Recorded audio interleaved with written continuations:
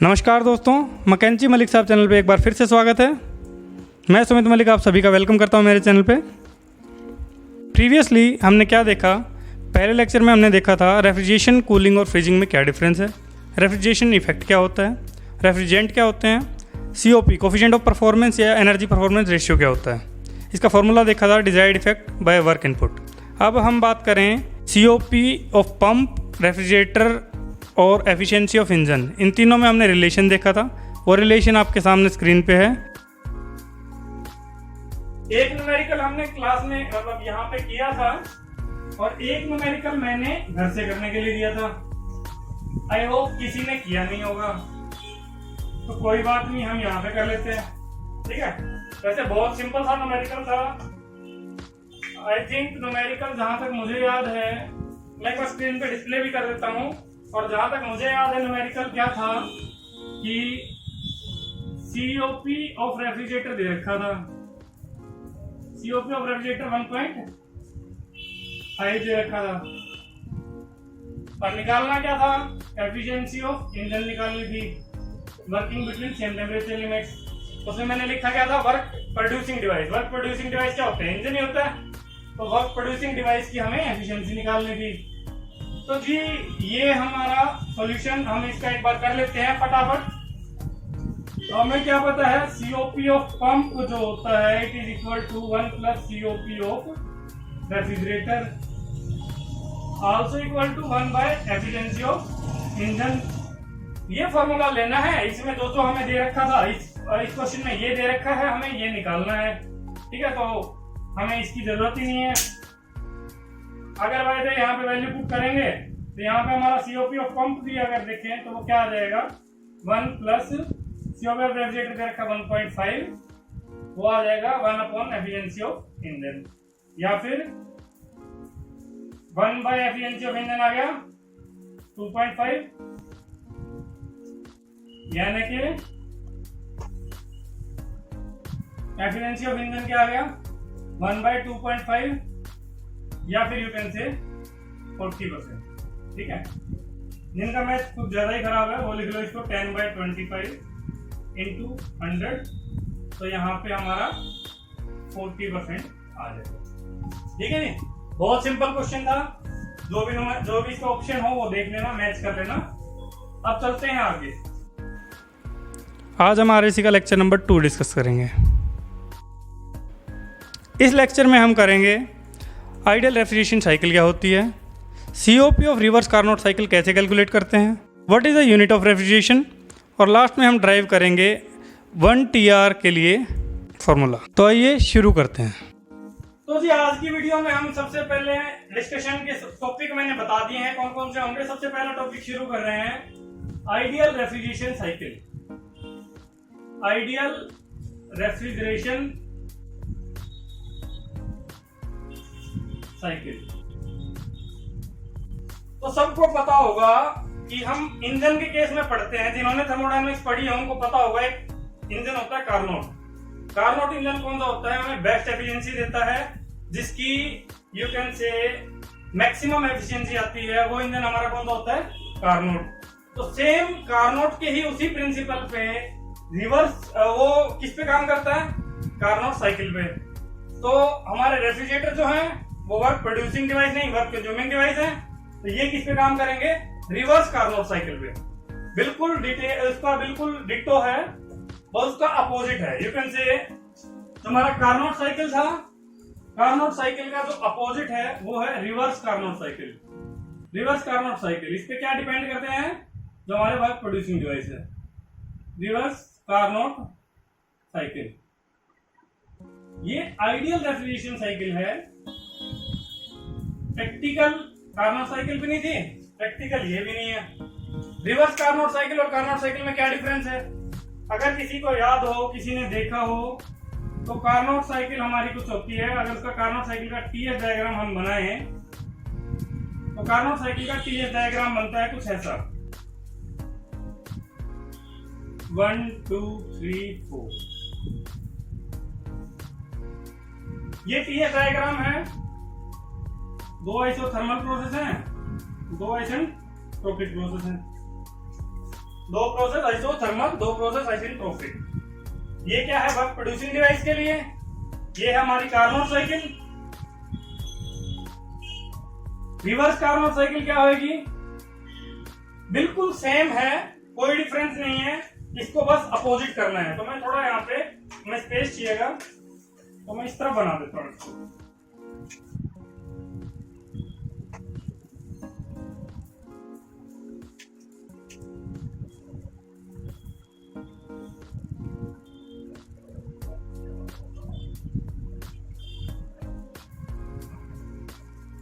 जिन महापुरुषों ने कभी किताब ही नहीं खोल के देखी उनको मैं बता दूं, ये टीएस डायग्राम है, T for temperature, S for entropy.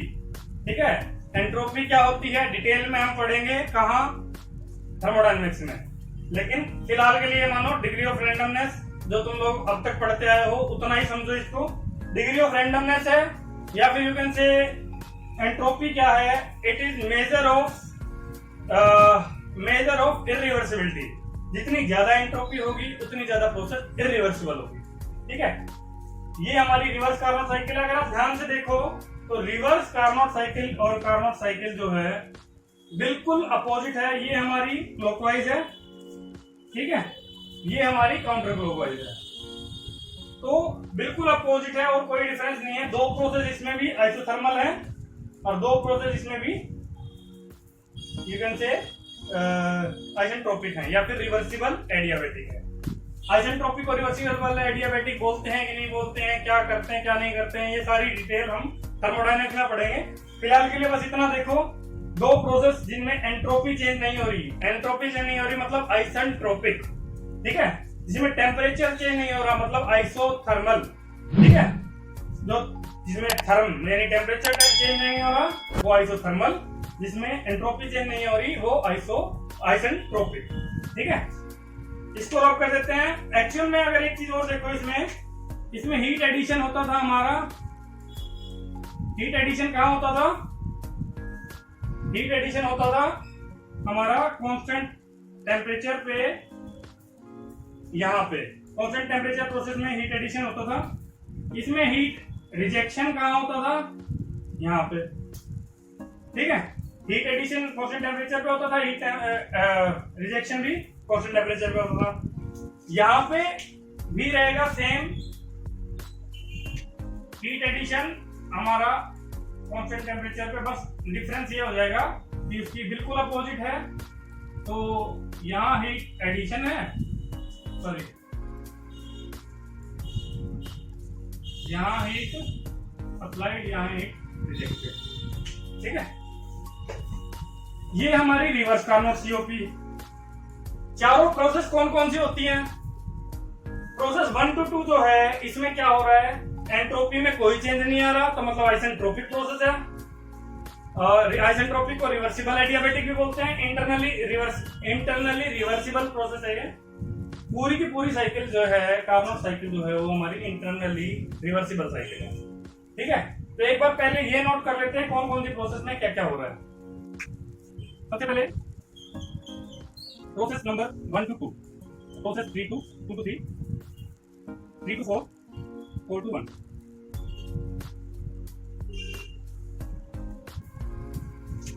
तो प्रोसेस 1 to 2 अगर आप देखो ध्यान से, आइसेंट्रोपिक है, S1 is equal to S2, S1 equal to S2।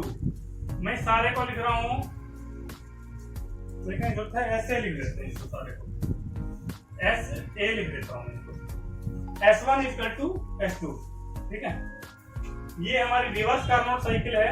Reverse Carnot cycle बोलने में समझ में आ ही रहा होगा, बट अगर कुछ दिखाई नहीं दे रहा था तो आप ध्यान से देख लीजिएगा। ठीक है, यहाँ पे S1 equal to S2 equal to ऐसे लिख दिया।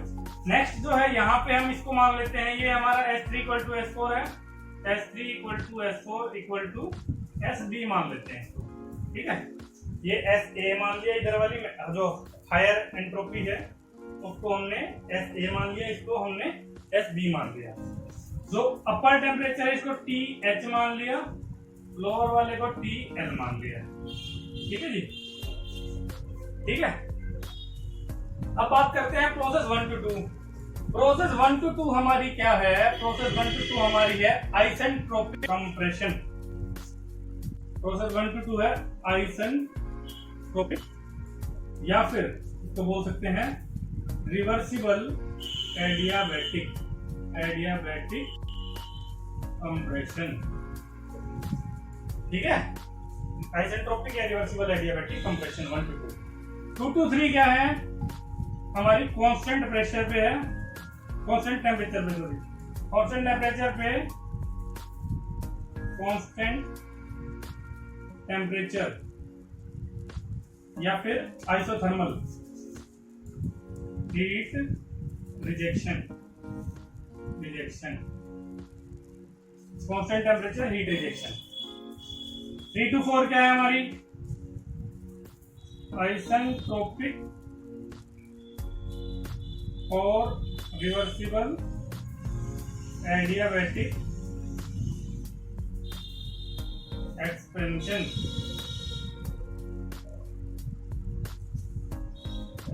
लास्ट हमारी क्या है, process 4 to 1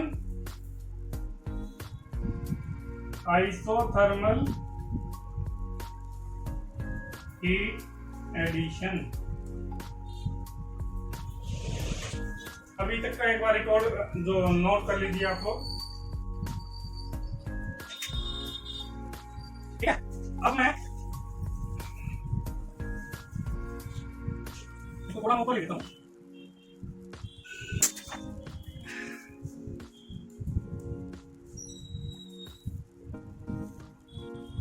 reverse Carnot cycle जो हमारी है, रिवर्स कार्नोट साइकिल का अब बात करते हैं सीओपी के बारे में, कोएफिशिएंट ऑफ परफॉर्मेंस।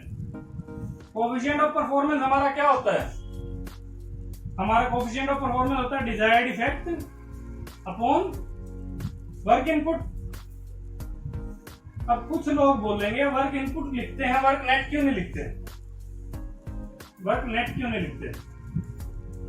तो इसी के बारे में थोड़ा एक बार देख लेते हैं, एक एक्सप्रेशन ट्राई कर लेते हैं, ये देख लेते हैं कि हमारा वर्क नेट आता क्या है। ठीक है जी, तो वर्क नेट के बारे में बात करते हैं।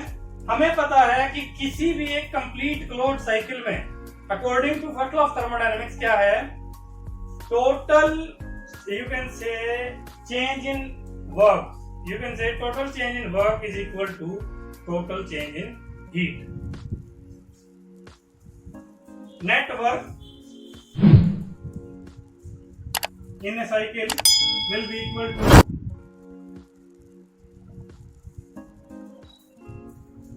net heat।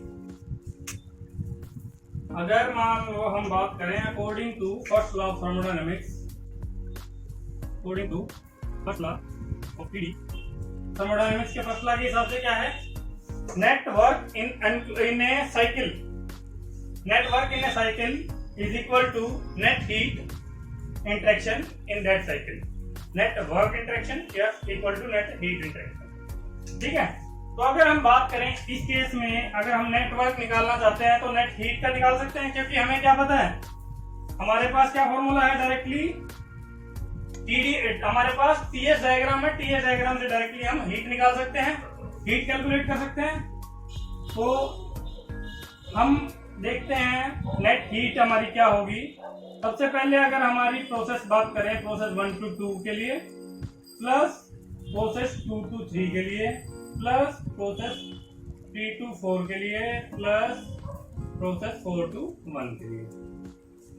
तो जी बहुत सारे महानुभावों को ये बात दिख रही होगी बिल्कुल प्यार से कि 1 to 2 भी आइसेंट्रोपिक प्रोसेस है। आइसेंट्रोपिक माने रिवर्सिबल एडियाबैटिक, और एडियाबैटिक कौन सी प्रोसेस होती है, एडियाबैटिक वो प्रोसेस होती है जिसमें हीट का कोई इंटरेक्शन नहीं होता। ठीक है, हीट का कोई इंटरेक्शन नहीं मतलब नो चेंज इन हीट। तो उस केस में हमारा यू कैन से प्रोसेस 1 to 2, इस केस में ये भी 0 हो जाएगा और 3 to 4 में भी ये 0 हो जाएगा। बाकी बची प्रोसेस 2 to 3 एंड 4 to 1। इनके लिए अगर हम बात करें तो हमें पता है प्रोसेस 2 to 3 क्या है, TH पे हो रही है, तो यू कैन से TH इंटू DS। DS क्या है, चेंज इन एंट्रोपी। DS कैसे लिखते हैं, फाइनल माइनस इनिशियल। ठीक है, लिखेंगे BS in 2 to 3 plus TL into DS 4 to 1। तो इस केस में हम बात करें TH हमारा होता है हायर टेम्परेचर जो है TH है, DS इस केस में क्या होगा S3 minus S2 plus TL into S1 minus S4। ठीक है जी। अभी हम अगर यहाँ पे देखें हमने क्या लिखा हुआ है S1 is equal to S2 is equal to SA। हमने टोटल क्या मान रखा है कि ये S1 इक्वल टू S2 है तो ये इक्वल किसके मान रखा है SA के मान रखा है, और ये जो लोअर वैल्यू है इसको हमने कितना मान रखा है S3 equal to S4 equal to SB। तो दोनों वैल्यू सब्स्टिट्यूट करेंगे। एक बार आप इस चीज को नोट कर लीजिए, ये जो सारी वैल्यू अब तक हम जो कैलकुलेट कर रहे हैं किसके लिए कर रहे हैं, नेटवर्क के लिए कर रहे हैं। ठीक है। अब अगर हम बात करें इस एक्सप्रेशन से, क्या मैं ये लिख सकता हूं कि नेटवर्क जो है हमारा वो क्या आ गया TH इंटू S3 क्या है SB माइनस S2 क्या है SA plus TL into S1 क्या है SA और S4 क्या है SB। तो क्या हम यहाँ पे नेटवर्क का फॉर्मूला मैंने तो यही चीज लिखी है, बस A और B की टर्म में लिख दी। ठीक है जी। तो अगर हम बात करें इसमें, इस एक्सप्रेशन से हमें ये क्लियर हो रहा है कि SA माइनस SB यहां से भी कॉमन बना सकता है, SA माइनस SB यहां से भी कॉमन बना सकता है, बस यहाँ पे नेगेटिव साइन छोड़ देगा। ठीक है जी। तो नेगेटिव साइन को कॉमन लेंगे, यू कैन से यहाँ पे, तो यहाँ पे हमारा हो जाएगा minus TH into SA minus SB plus TL into SA minus SB। ठीक है। ये वाला पॉइंट यहां तक सबको क्लियर होना चाहिए। अगर क्लियर है तो मैं ये लिख सकता हूं SA minus SB into TL minus TH। अगर हम बात करें SA is higher value of entropy and SB is lower value of entropy, so this system you can say this part of our equation it will be positive। अब यहां पे बात करें TL is lower temperature और TH is higher temperature, तो यहां पे अगर हम बात करें तो it is this expression will give negative value. ठीक है। छोटे में से बड़ा घटाओगे तो नेगेटिव वैल्यू आएगी, और पॉजिटिव को नेगेटिव से मल्टीप्लाई करोगे तो ओवरऑल हमारी वैल्यू क्या आएगी, वैल्यू विल बी नेगेटिव। तो इंस्टेड ऑफ राइटिंग, अब ये नेगेटिव वैल्यू वर्क की नेगेटिव वैल्यू क्या रिप्रेजेंट कर रही है, negative value of work signifies that it is a work producing device नहीं है, ये वर्क कंज्यूमिंग डिवाइस है। It is a work consuming device. ठीक है। प्रोड्यूसिंग होता तो पॉजिटिव वर्क आता, अब ये नेगेटिव वैल्यू आई है तो इसका मतलब क्या है, refrigerator is a work consuming device. ठीक है। तो यहां से हम ये क्लियर लिख सकते हैं। इस नेगेटिव साइन को हटाने के लिए हम क्या कर सकते हैं, जहां जहां आपको लगे कि आप कहीं पे स्किप हो रहा है तो आप वीडियो को वहां पे पॉज कीजिएगा और वहां पे नोट कर लीजिएगा। ठीक है। अब अगर बात करें नेटवर्क की वैल्यू, हमारी नेटवर्क की वैल्यू आ रही है नेगेटिव, यू कैन से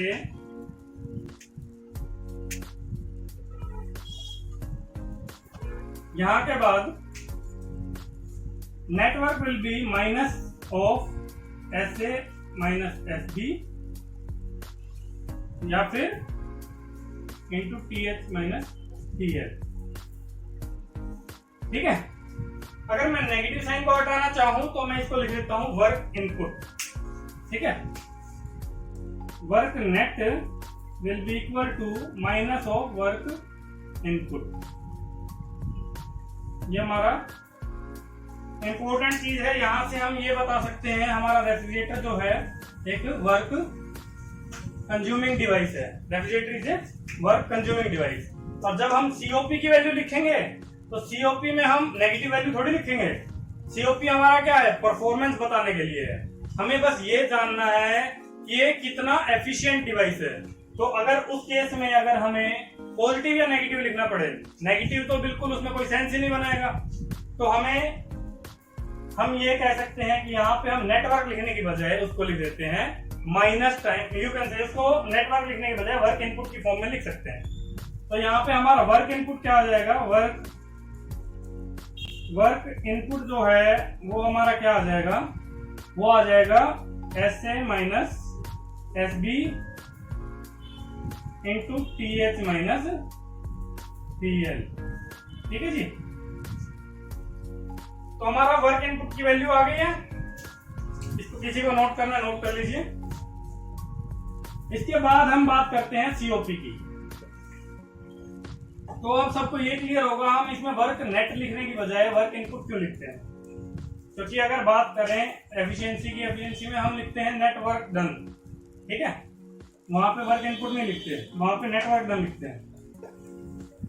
इस केस में अगर आप सीओपी की बात करें, सीओपी हमारा क्या होगा, desired effect divided by work input. अब वो रेफ्रिजरेटर की बात कर रहे हैं, रेफ्रिजरेटर के केस में ये काम कर रहा है। तो रेफ्रिजरेटर हमारा क्या है, हमें वहां पे क्या चाहिए, कूलिंग चाहिए। और कूलिंग चाहिए तो ऑब्वियस सी बात है जो सबसे कम टेम्परेचर होगा वही तो हमारी रिक्वायरमेंट है, यानी कि वही हमारा डिजायर्ड इफेक्ट है। तो डिजायर्ड इफेक्ट हमारा क्या हो जाएगा, heat added in this process. You can से सबसे लोअर मोस्ट टेम्परेचर कहाँ मिल रहा है हमें, सबसे लोअर मोस्ट टेम्परेचर कहाँ मिल रहा है, प्रोसेस 4 to 1 में। तो प्रोसेस 4 to 1 में मिल रहा है तो हम यहाँ पे क्या लिखेंगे, डिजायर्ड इफेक्ट क्या लिखेंगे, हमारा डिजायर्ड इफेक्ट हमारा होगा रेफ्रिजरेशन इफेक्ट जो होगा, यू कैन से यहाँ पे refrigeration effect divided by work input. Refrigeration effect क्या होगा हमारा, TL into S1 minus S4, या फिर मैं A और B की टर्म में लिख देता हूं SA minus SB, TL into SA minus SB। ठीक है, फाइनल माइनस इनिशियल।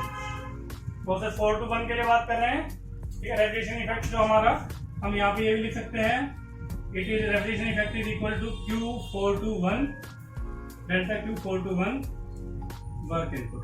ठीक है, वर्क इनपुट की वैल्यू हमारे पास है ही, वर्क इनपुट की ये वाली वैल्यू है, एज इट इज लिख देते हैं यहाँ पे SA minus SB TH minus TL। तो जी आप लोगों को यहाँ पे ये देख के समझ में आ रहा होगा, ये वाला एक्सप्रेशन यहाँ से कैंसिल हो जाएगा और हमारा सीओपी का जो फॉर्मूला बनेगा वो केवल टेम्परेचर की फॉर्म में आ जाएगा, TL upon TH minus TL। तो यहां से हम क्या बोल सकते हैं, यहाँ पे हम सीओपी ऑफ रेफ्रिजरेटर हमने निकाला है। इस केस में सीओपी ऑफ रेफ्रिजरेटर क्या हो जाएगा, TL upon TH minus TL। ठीक है, तो यहाँ पे इस फॉर्मूले को देख लीजिए, एक बार पहले नोट कर लीजिए। इसके बाद बात करते हैं इसके कंक्लूजन की। यहां से हम किस कंक्लूजन में पहुंच सकते हैं, सबसे पहली चीज हम क्या बोल सकते हैं कि यहाँ पे अगर इस एक्सप्रेशन को देखें तो इस एक्सप्रेशन में हमारा केवल और केवल टेम्परेचर पे डिपेंडेंट है, टेम्परेचर के अलावा कोई भी पैरामीटर है नहीं है। तो हम ये कह सकते हैं कार्नोट साइकिल का जो सीओपी होगा, it will be a function of temperature limits only. Higher temperature, lower temperature, और कुछ चाहिए अपने को नहीं चाहिए। अगर सीओपी निकालना है तो डायरेक्टली हम अगर टेम्परेचर पता हो, टेम्परेचर लिमिट्स पता हो, तो हम डायरेक्टली कार्नोट साइकिल का सीओपी निकाल सकते हैं। तो पहली चीज तो हमारी क्या होगी कि कार्नोट साइकिल का सीओपी केवल और केवल किस चीज का फंक्शन है, टेम्परेचर का फंक्शन है। सेकंड कंक्लूजन यहां से हम क्या बोल सकते हैं, कार्नोट साइकिल का सीओपी जो है वो किसी वर्किंग फ्लूइड पे डिपेंड नहीं कर रहा।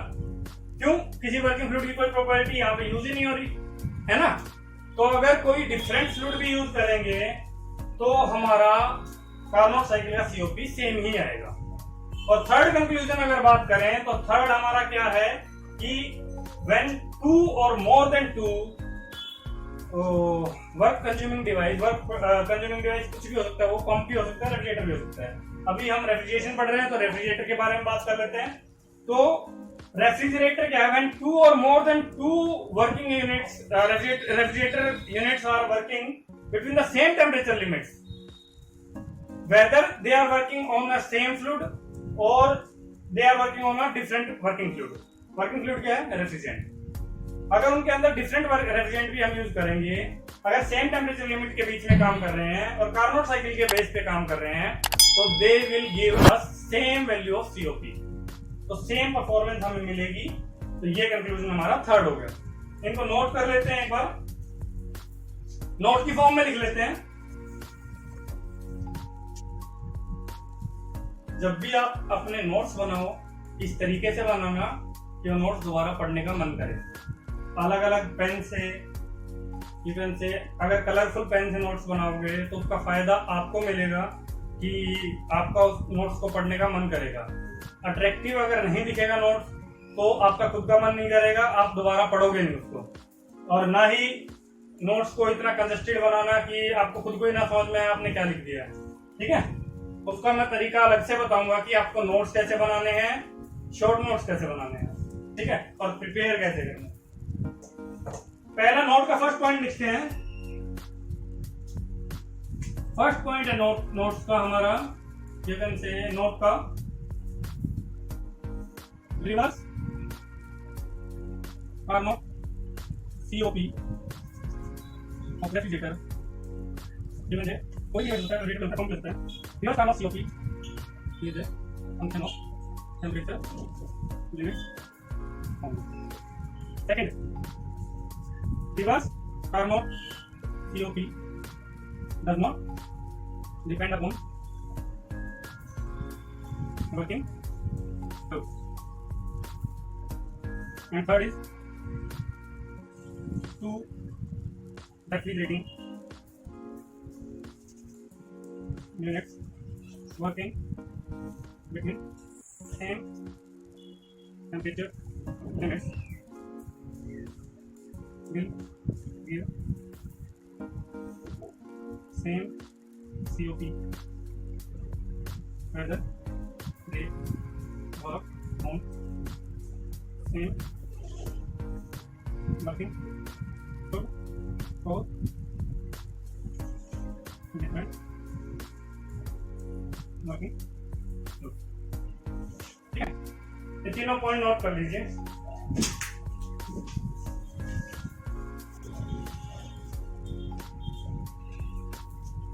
आई होप नोट कर लिया होगा। बहुत इंपॉर्टेंट चीज है। पहली चीज तो क्या है, COP is a function of temperature limits only. और सेकंड चीज क्या है, रिवर्स कार्नोट के लिए है बस ये। सेकंड चीज है reverse Carnot COP does not depend upon working fluid पे इंडिपेंडेंट है। ठीक है, अब बात कर यूनिट ऑफ रेफ्रिजरेशन। रेफ्रिजरेशन की यूनिट क्या होती है, 1 TR। TR क्या है, 1 ton of refrigeration, 1 TON, 1 ton of refrigeration, 1 ton of refrigeration. तो 1 टन ऑफ रेफ्रिजरेशन होता क्या है, 1 टन, जैसे हम एनर्जी को जूल में, पावर को वाट में, वेट को किलोग्राम में, जो हमारी डिफरेंट यूनिट्स यूज करते हैं मेजर करने के लिए, तो ये हमारा रेफ्रिजरेशन को यूज करने के लिए, रेफ्रिजरेशन को मेजर करने के लिए हम 1 TR का यूज करते हैं। यू कैन से TR का यूज करते हैं। 1 TR तो यू कैन से क्वांटिटी हो गई, तो TR का यूज करते हैं। आपने अपने एसी पे देखा होगा, एसी पे लिखा रहता है 1 टन का है या 1.5 टन का, 1 टन का, 1.5 टन का, कितने का है, तो उसका लिखा रहता है। एक्चुअल में क्या ये टन 1000 किलो वाला है, नहीं, ये टन 1000 किलो वाला नहीं है। उसकी स्पेलिंग रहती है क्या, TONNE, ये टन है, ये TON है, ठीक है। इट इज, जो टन है वो किस चीज की यूनिट है? वेट की यूनिट है। और टन ऑफ रेफ्रिजरेशन किस चीज की यूनिट है? ये यूनिट है रेफ्रिजरेशन की। पहले इसकी डेफिनेशन देखते हैं, उसके बाद में समझेंगे होता क्या है। तो पहले मैं बता दूं डेफिनेशन क्या है। पहले तो 1 टन ऑफ रेफ्रिजरेशन होती क्या है? 1 टन क्या है? ये US ton, you can say US ton होता है 2000 पाउंड। यू कैन से 2000 पाउंड मतलब लगभग 907 किलोग्राम, 907.185 किलोग्राम, ठीक है। अप्रोक्सीमेटली 907.187 किलोग्राम या फिर 2000 पाउंड। तो ये क्या है? मैंने जो क्वांटिटी लिखी है ये क्या है? अगर इतनी क्वांटिटी को आपको, इतनी क्वांटिटी को, पानी को बर्फ में कन्वर्ट करना है और दोनों के दोनों 0 डिग्री सेल्सियस पे ही है, तो जितनी अमाउंट ऑफ हीट उसमें से एक्सट्रैक्ट करनी पड़ेगी इन 24 आवर्स, उसे हम बोलेंगे 1 टन ऑफ रेफ्रिजरेशन। थोड़ा और ध्यान से समझते हैं। अगर हमारे पास इतना, यू कैन से हमारे पास वाटर है, कितनी quantity? 1 US ton. 1 US ton मतलब कितना होता है? 907.185 kg, ठीक है। अगर हमारे पास,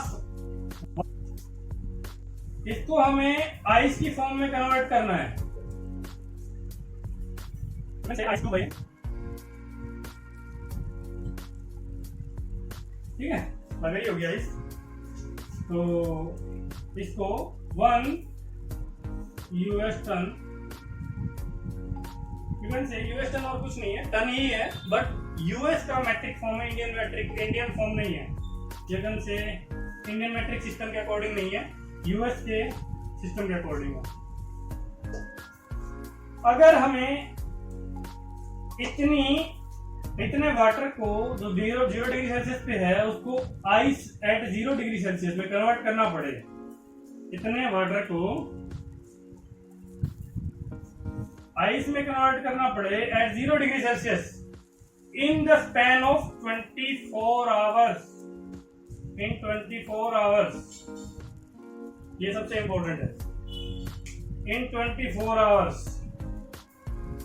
तो 24 आवर्स में अगर हमें 1 टन ऑफ वाटर को जो 0 डिग्री सेल्सियस पे है उसको 1 टन ऑफ आइस में कन्वर्ट करना है जो कि 0 डिग्री सेल्सियस पे ही होगी, तो जितनी अमाउंट ऑफ हीट हमें निकालनी होगी उसे बोलेंगे 1 ton of refrigeration.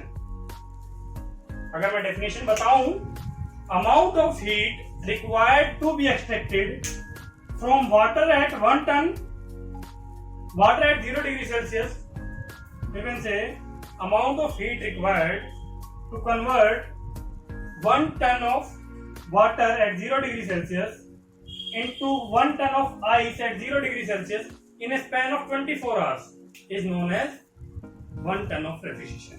So definition लिख लेते हैं। 1 TR की डेफिनेशन बहुत इंपॉर्टेंट है, बहुत सारी PSUs में, बहुत सारी जगह पे डायरेक्टली पूछ ली जाती है।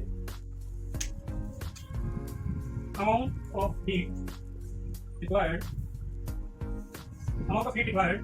To be extracted from 1 ton of water at 0 degree Celsius to convert it to 1 ton of ice at 0 degree Celsius in a span of 24 hours will be known as 1 ton of refrigeration या फिर 1 TR। 1 TR की definition clear है? Note कर लीजिए।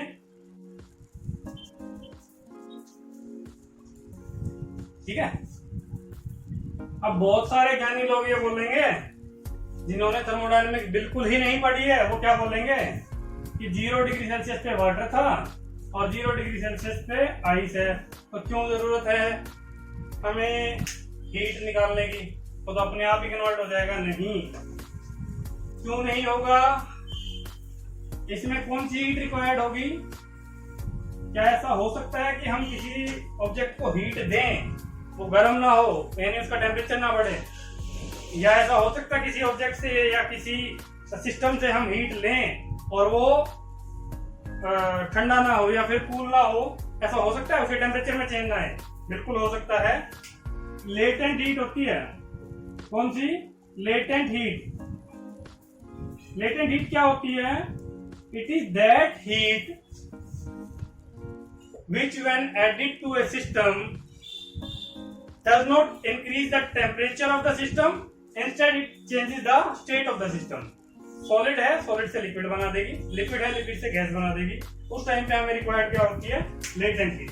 ठीक है, latent heat कौन सी होती है? हिडन हीट भी बोलते हैं इसको।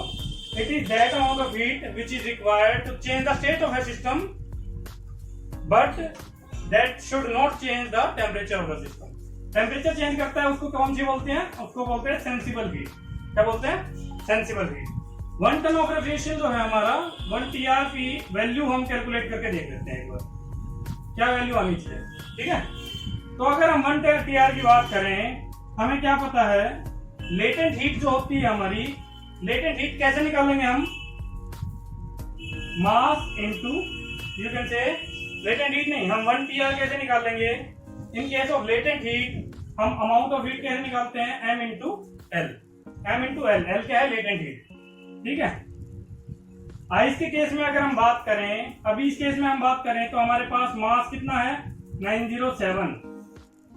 ठीक है, हम इसको रफली 907 ले लेते हैं। 907.125 185 होता है, 0.185, लेकिन हम इसको रफली अगर ये ले लें, 907 ले लें इंटू 335, इतने लेटेंट हीट ये क्या है? आइस की वाटर को आइस में कन्वर्ट करने के लिए या आइस को वाटर में कन्वर्ट करने के लिए जो लेटेंट हीट है उसकी वैल्यू क्या होती है? 335 किलो जूल पर किलोग्राम। ठीक है, तो ये क्या हो गया? अगर हम बात करें, ये किलोग्राम में था, ये हमारा किलो जूल पर किलोग्राम में है, तो मतलब ये किलो जूल हो जाएगा। ठीक है ना? कितने टाइम में है? 24 आवर्स में। इन 24 आवर्स यानी ये हो गया पर आवर। ठीक है, अगर अब हमें इसे मिनट में कन्वर्ट करना है तो क्या करेंगे? 60 से मल्टीप्लाई कर देंगे। इसको हम क्या कर देंगे? यहाँ पे 60 से मल्टीप्लाई कर देंगे तो मिनट में हो जाएगा। ठीक है, तो ये हमारा आ गया किलो जूल पर मिनट। अगर इसको और ज्यादा हम करना चाहें सेकंड में, हमारे पास तीनों की जो रिक्वायरमेंट होगी तो तीनों को लिख लेंगे।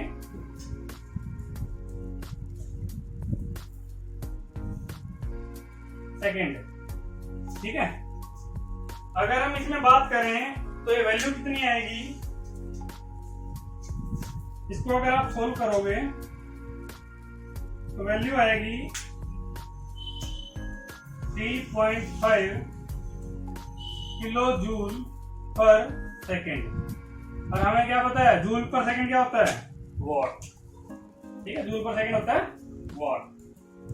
तो यहां से हम बात कर सकते हैं 1 TR it is equal to 3.5 kilowatt. इसी को अगर 60 से मल्टीप्लाई कर दोगे तो हमारा क्या आ जाएगा? किलो जूल पर मिनट में 3.5 इंटू 60,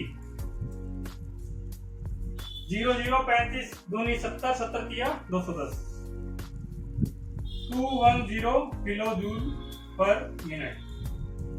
ठीक है, इसी को अगर हम कैलोरी में कन्वर्ट करना चाहें तो हमें क्या पता है? एक कैलोरी इक्वल टू 4.2 अप्रोक्सीमेटली 4.18 होता है, 4.2 ले लेते हैं उसको। तो 4.2 एक कैलोरी 4.2 जूल के इक्वल होता है लगभग। तो अगर 4.2 से इसको डिवाइड करेंगे कि 42 50 आ जाएगा डायरेक्ट 50 किलो कैलोरी पर मिनट। ठीक है, ये हमारे सारी फॉर्म में रिलेशन आ गए। 1 TR equal to 3.5 kilowatt 210 kilojoule per minute या फिर 50 किलो कैलोरी पर मिनट। इसको मैं दोबारा लिख देता हूँ, रिलेशन को साइड में लिख देता हूँ। 1 TR it is equal to 3.5 kilowatt. बहुत इंपॉर्टेंट है ये, बहुत बार डायरेक्ट क्वेश्चन आता है, इसको मैं थोड़ा हाईलाइट कर देता हूँ। 3.5 ये 1 TR की वैल्यू है, ठीक है, इक्वल टू 210 इक्वल टू 50। ठीक है, थोड़ी हाईलाइट करने में थोड़ा अच्छा दिखेगा, आपको याद रहेगा, आपकी मेमोरी में सब जाएगा। ठीक है, किलो कैलोरी पर मिनट। ठीक है, बहुत ही डेडली एक्सप्रेशन है, बहुत जरूरी है, ध्यान रखना। हर एग्जाम में इससे क्वेश्चन आता है। ये 1 TR की वैल्यू पूछी जाती है। 1 TR किसी भी टर्म में पूछा जा सकता है, उसको किलोवाट में भी पूछा जा सकता है, किलो जूल पर मिनट में भी पूछा जा सकता है, किलो कैलोरी में भी। उसी अकॉर्डिंग आप कन्वर्जन करना, उसी अकॉर्डिंग आप ध्यान रखना। ठीक है, ये हमारा हो गया 1 TR की वैल्यू। अब आगे बढ़ते हैं।